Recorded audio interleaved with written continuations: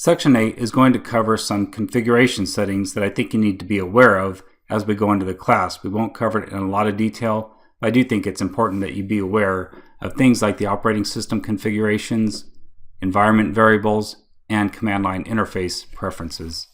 So that's what we'll cover in this section. So this section is titled Operating System Configuration, but it's not really intended from a security or a performance standpoint where you would go and you would set settings at the operating system level. This is really intended for you as a user to set some preferences and to make some configuration changes so that the look and feel of the operating system is more to your liking. So since it's more of a personalized setting, I'm not going to spend a lot of time. I just wanted to point out a couple places where you could go and make some changes. So first of all, you can go down and click the Start button and type in Setting, and you'll see a little gear icon up here, and if you click on that, it comes up with the Windows settings, and you can see here all the different things that you can go in and change.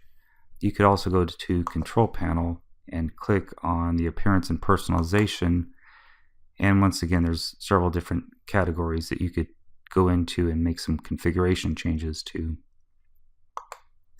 On the Linux side, we'll go to our Ubuntu machine, and once again there's a little gear icon. It says System Settings, and you can go in and change all these different things or change some settings that might make the operating system look and feel more to your liking.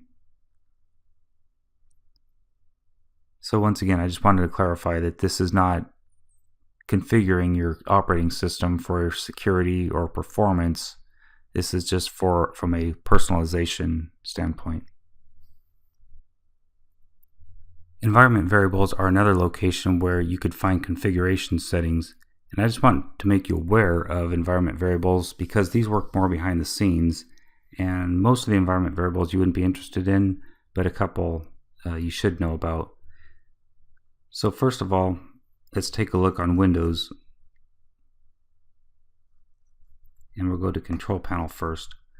Okay, if we go to System and Security, and then System, and then Advanced Settings, we'll see a little button down here called Environment Variables.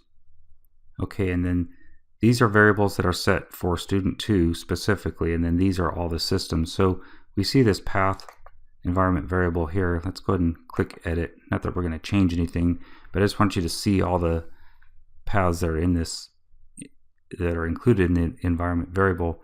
This is important because we talked about absolute paths and relative paths. So if you give the operating system a command or tell it to find a file, it's first going to see if you've identified where it is. Like if you gave it an absolute path like C temp directory 1, then that would be an absolute path. The operating system would know exactly how to get there. It would also find the file if it was in the current working directory. But if neither of those conditions existed, then as a fallback, the operating system would look in the environment variable and at the path environment variable specifically, and it would look down all these paths to see if it could find the file. If it can't find it, you'll probably get an error. So that's why this particular variable is important to know about. Okay, so it took us quite a few steps to find that information, but if we were at the command line and we type the command set, and we'll pipe it to more so it doesn't all scroll off the screen, then we can see all the variables here and their associated values. On the Linux side of things, we'll take a look at Ubuntu, and we can use the env command for environment variable. Pipe that to more so it doesn't scroll off the screen, and once again we can see all those variables. So again, this is just for your awareness. At this point we're assuming this is kind of a beginner level, but you should at least be aware of environment variables. To finish out this section, I just wanted to point out a couple things about the command line interface preferences, because this is another area that you can customize for your own needs. So if we open up the command line interface, you can right click on the top bar and choose Properties, and then in here you can change things like the font size. Right now it's set at 28, but that's just for the recordings of this course to make it a little bit easier to see. You can change the text color and the background color and all these things. So like I said, there's many places that you can configure the operating system or an application, and it's just good to be aware of those things, but it ultimately comes down to what you prefer, what you choose. And so I'm not going to spend a whole lot of time telling you about what to choose. I'm just trying to give you some ideas of where you can go and make configuration changes.